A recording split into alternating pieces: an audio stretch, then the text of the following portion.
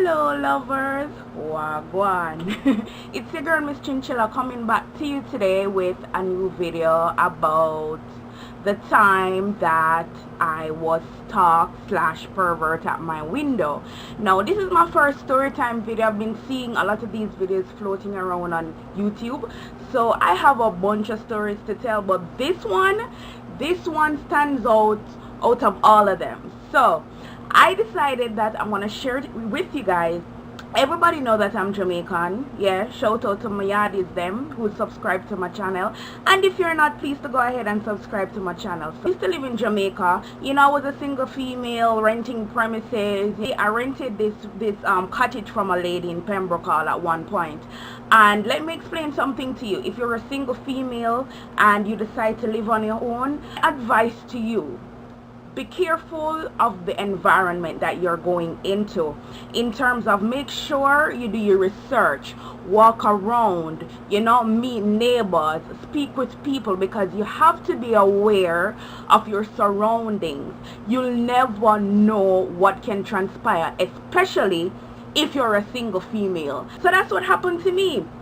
I didn't check out my environment. I was in a rush to move out, so I decided to move to a different location that was in Pembroke Hall. So you guys know Pembroke Hall, right? So into this cottage in the back of a lady's yard. It was an old lady. She lived there with her son. He was old as well, you know. Just a nice little cute little cottage, you know. To myself, it was just secluded, you know, my own space, my own bathroom, kitchen, everything was just in a little house by itself. But what had happened was that she blocked off the entrance from the front. So basically I had to walk to the side in order to get to my cottage, because basically where the side gate is, it's in like an alley, right? And at night that alley is very, very dark. There's no light there. So basically I had to be extra careful with entering and exiting. Like I said, I never realized that that's how it was set up, because like I told you guys, I was in such a rush to move. Now I was in love with the place, you know. I fixed it up to my liking. Everything was okay. This was the first experience that I had with the pervert / peeping tom / stalker. I went to a friend of mine's job. She was working at a bar at the time, and I came in, say about 10 o'clock at night, you know. I had few drinks, but before I left my window, one of my top windows cracked open. The thing about the premises that I was living at, it had burglar bars. Good thing they were on the inside of the house, not outside, on the inside of the house. So basically I could crack my window. Now all the windows on the house was like glass windows, so if I close off the light in the house, I can definitely see reflections outside through the windows. I was leaving, you know, going to my friend's bar to have a drink, so I left one of my windows towards my bed, because my bed was pushed towards the corner, right? So I left like my top window cracked open. So anyways, coming home and stuff like that, I never realized that I left the window open, because you know I had a curtain and it was a thick curtain. So even, you know, just to like spot it and see that, you know what, I left it open, I think I would have second guessed and closed it. But I wanted the cool air to come in, because you don't know what Jamaica stay already. Jamaica hot, you know. I never really paid no mind. Went to sleep, you know, like a nice little angel, minding my business and stuff like that. About 4 o'clock in the morning, I'm not a light sleeper. If I answer move, me know when me asleep. You get me? Cause like I told you guys, I'm living on my own. 4 o'clock in the morning, about 3-ish, me hear a little sound. When me hear the little sound now, I jumped up. So when I jumped up, I was like, no, this can't real. So let me take my ass back to bed. So I laid back down, not realizing that there was a motherfucker at my window. Now I heard the shuffle again. When I heard the shuffle and I opened my eye and I look, girl, someone was pushing their hand through my window. I saw the hand and everything, because all the lights in my house was off, so I could see everything through the window. So same time when I see the hand through the window, I was like, what the fuck? No, I'm scared. I don't know what to do. I don't have anything to defend myself. I'm by myself. So yeah, in this dark alley, basically in this house, not knowing what to do. Anyways, took up my phone same time. When I took up my phone, I just bent down at the bedside because my bed was kind of high. So when I bent down by the bedside, I kind of walked towards the window, you know, creep towards the window to look if there was really a motherfucker at my window. And there he was. This person standing at my window, pushing their hand through my window, trying to open my window. Child, oh no. I was just there creeping out. It's like I froze for a second.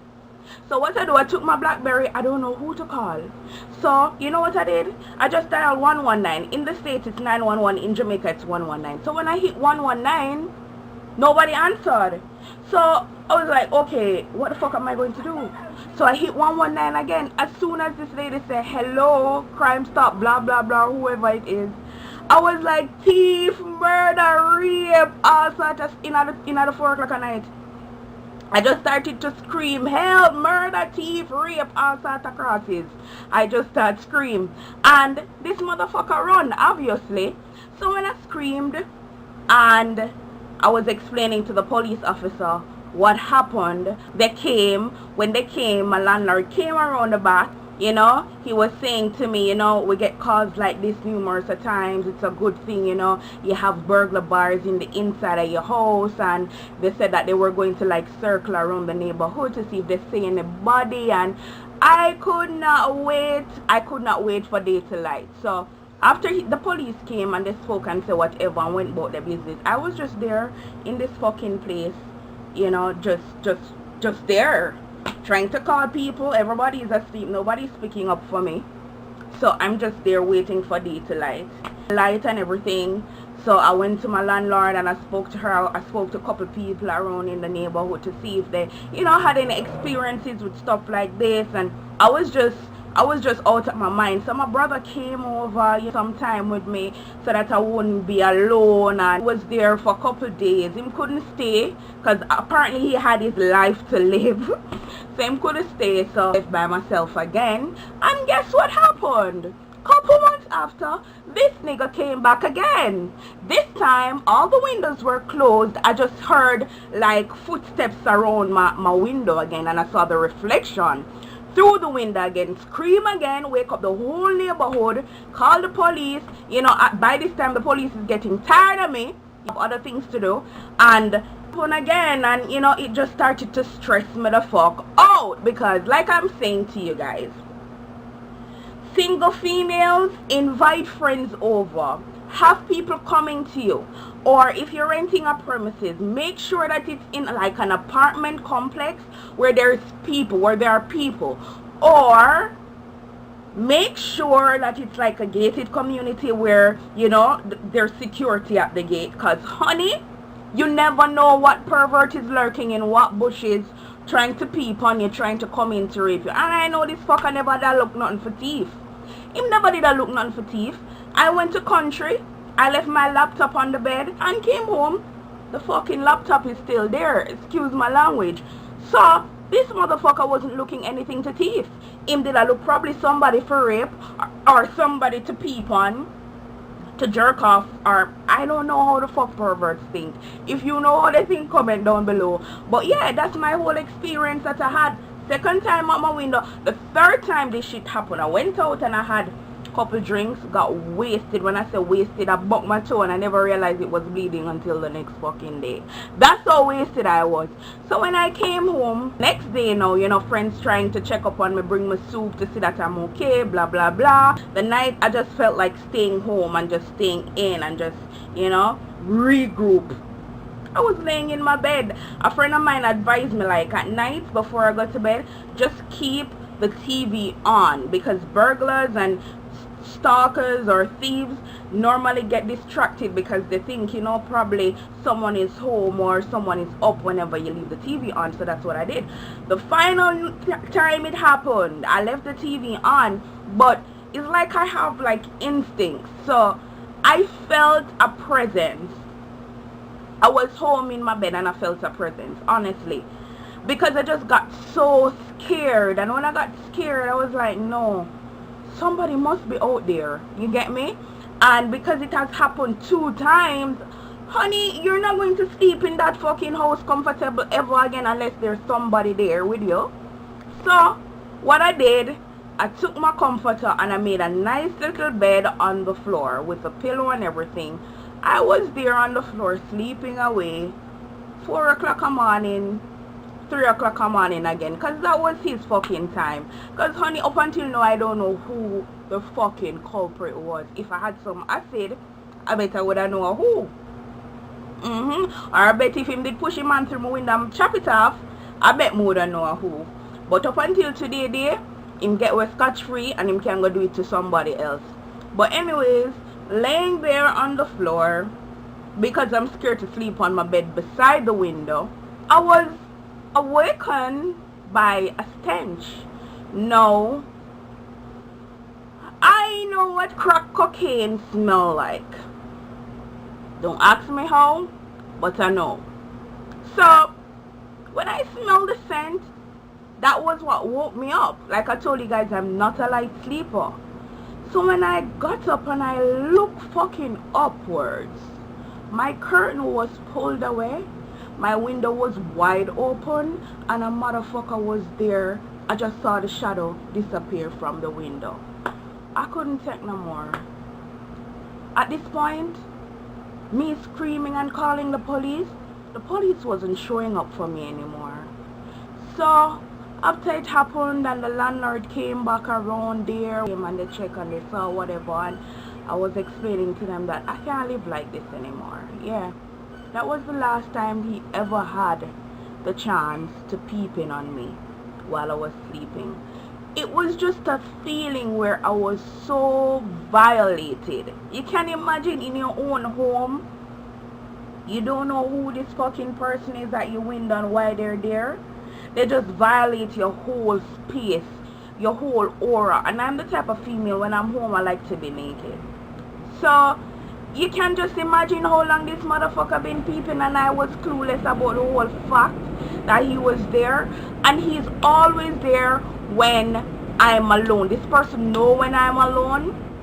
My father was there with me for weeks. We slept with the window open and nobody came. No one came. So you tell me now, this fucking pervert was closer than I thought. They knew my every move. They knew when I was alone. They knew when someone was there. So they were basically watching me. So at this point I was like, you know what, it's time for me to go. Yeah. So I packed my shit up and I moved out, and that's when I ended up in Portmore. Shout out to Portmore. Best place ever. Love Portmore. Yeah, but that was my experience about the time that I had a stalker slash pervert slash peeping Tom at my window. So ladies, just be extra careful. You know, luckily we had burglar bars. That's what kind of kept me safe for a second, you know. And carry some mace in your purse. Have a machete, a sharp one under your bed. Have some acid stashed somewhere to wet up a motherfucker. You can push him on through your window. Me I tell you stuff to do that, because as women, we're weak and men know that. So basically, they will take advantage of us, you know. You don't want to end up in a ditch like other females that you hear, you know. Them rape and kill, because they're not leaving you when they finish raping you. They might kill you these days. So just be extra careful, you know. And yeah, comment, share, like, thumbs up if you like my story. I have a lot more stories, guys, if you want me to speak about my other experiences, because I've had a lot, honey. Comment down below. Yeah, and thank you guys so much for subscribing. Shout out to my new subscribers. I see you guys, you know. Yeah, thank you guys for your love and support. Have a good one. Oh, and if you're interested in this lippy that I'm wearing the NYX cosmetic lippy. I forgot the shade, so it not even make no sense to talk about it. But yeah, I'll link it down below. And the hair that I'm wearing is from Glitzy Hair. It's the Glitzy Body Wave hair. I'll also link that down below. I have reviews on the hair. I'll link all of that information down below. So yeah, share, comment, like, thumbs up. Thank you guys so much for your love and support. Bye.